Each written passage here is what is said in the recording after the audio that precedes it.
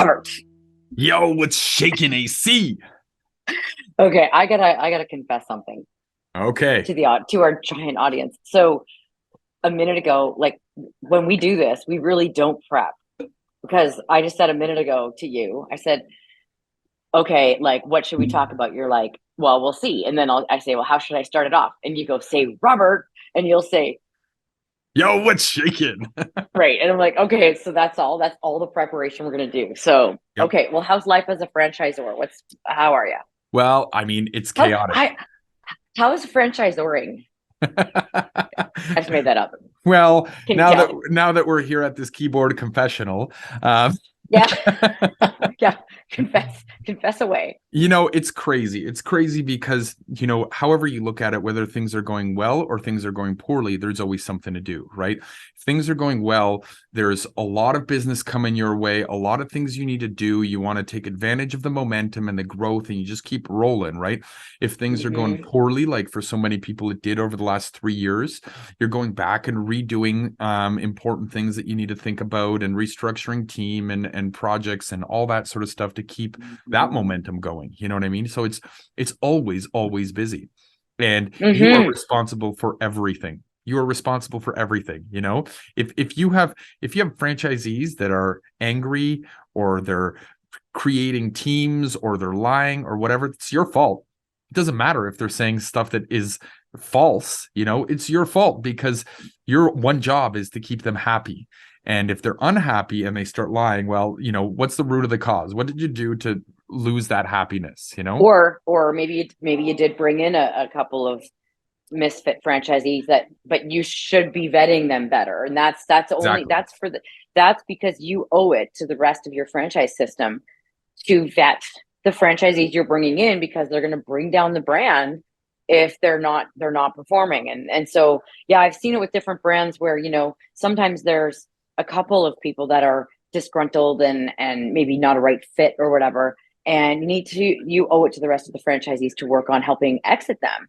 But sometimes the franchisor actually is, in the wrong or something, and then you can get Yeah. more people, and yeah, it And can be for tough. clarity, we're not having those problems at Control V. I was just using that as an Yeah. example.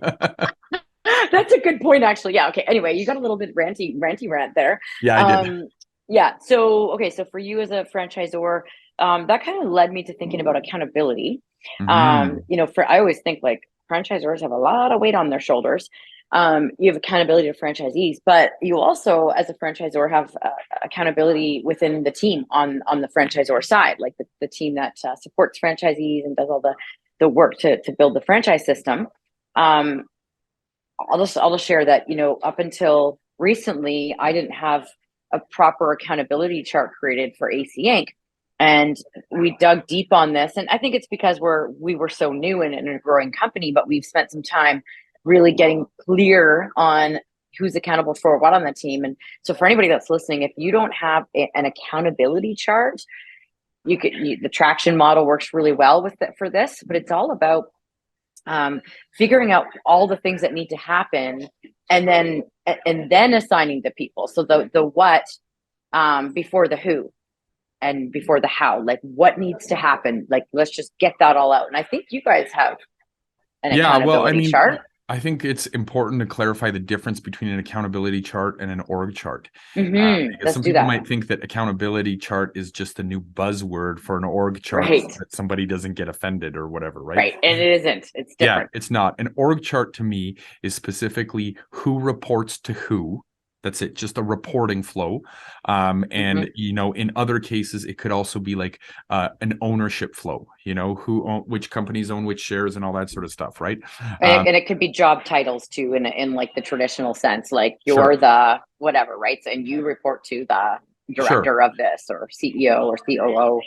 Right. Yeah. So, like in theory, your accountability chart can just be one straight horizontal line, right? It doesn't have Hmm. to have vertical levels, because it's ultimately just a list of who is accountable for which project. Now, it's also convenient to organize it in a tree structure so the accountability chart can double as an org chart and know who reports to who. But the meat and potatoes of it is that it shows the tasks or the jobs or the responsibilities that person is accountable for. For example, if you have somebody that is a coach, for example, and they have to coach the franchisees and they report to the COO, right? The COO is not accountable for that job. COO has his own things to do. The coach is accountable. The buck stops there. The coach has to meet with them, figure out all this stuff, solve their problems, solve his or her problems, And just within the human resources structure, the COO is there to provide support and help. But that COO has got his own accountabilities, Yeah. For me, the biggest thing that I think I had like a light bulb moment about is that if it's on, and this has actually been this wasn't actually that recent. Now that I think about it, just using the traction model in general, using the quarterly, using the rock system and all that. When I have a rock, it doesn't mean I'm doing the rock necessarily, or on the accountability chart, it doesn't mean I'm necessarily doing the thing. It's I'm making sure it happens. Right. So I think that is really empowering, because sometimes I think we go, oh my gosh, this is my rock, I have to do this. Doesn't mean you go sit down and go do all of the work to do that rock. It means you're making sure, you might be just project managing the rock. That's an important point of clarity, because within the business world, the vast majority of businesses are small businesses or startups. And within the franchising world, the vast majority of franchisors are emerging franchisors, and they may not have enough staff to do that. And so the person who's accountable is also the person who's completing the tasks, but those are like mutually exclusive. Right. And and I think as the company grows, I think, you talked earlier about the, like, being horizontal, and that it's not so much about the reporting structure, but if you have somebody reporting to reporting to somebody and doing certain tasks that lead to that person being able to do their job, then I think it does kind of make sense to space it out that way. Does that make sense? Yeah, it's a bit more of like a workflow chart then, right? Yes, that's a good way to put it, as opposed to like an org chart where people are feeling like, well, that's my boss. So give me some examples of well, first of all, what are some of the things when you like, how often do you reevaluate your accountability chart? How often is a good amount? Well, I mean, we just did it like this week, but I think it's important to evaluate it every time somebody new joins the team, somebody leaves the team for whatever reasons, anytime there's a migration, whether it's horizontal or vertical within the team, and also, at performance reporting sort of milestones, because you might, do a performance report with somebody who's really terrible at their job, but it could be because they're in the wrong spot. This is a whole GWC, and they may just need accountability. They may need to hold the accountability for other tasks rather than the ones that they're holding right now. Yeah, I think also at the very least, like all those things you said, and quarterly, which is usually when people do performance check-ins.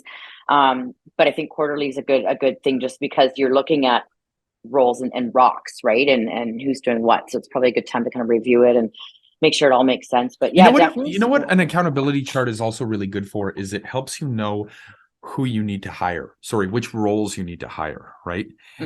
So like, let's say you have marketing that's dispersed amongst many people, okay, I need to bring it together and hire one marketing person. Then it also helps you prioritize which role you need to hire first as you grow.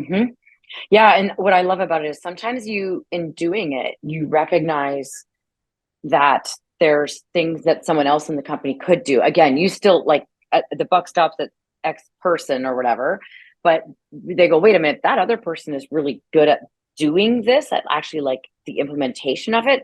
So again, I'll project manage, but you start to sort of see different talents. I find that's what happened with us recently, for sure. You start to go, wait a minute, that person could be doing that, and that person loves doing that, and so I'll make sure it happens, but I'm going to get that help from that person. So it's a good way to kind of look at talent, I think, as well. Well, I think we better get accountability to wrapping up this rant. What do you think? I agree. Okay, awesome. Okay. Well, I'm glad you've been having good franchisoring. Thanks. Okay. Ready for the count? 3, 3, 2, 2, 1. 1. Go be Be awesome. awesome.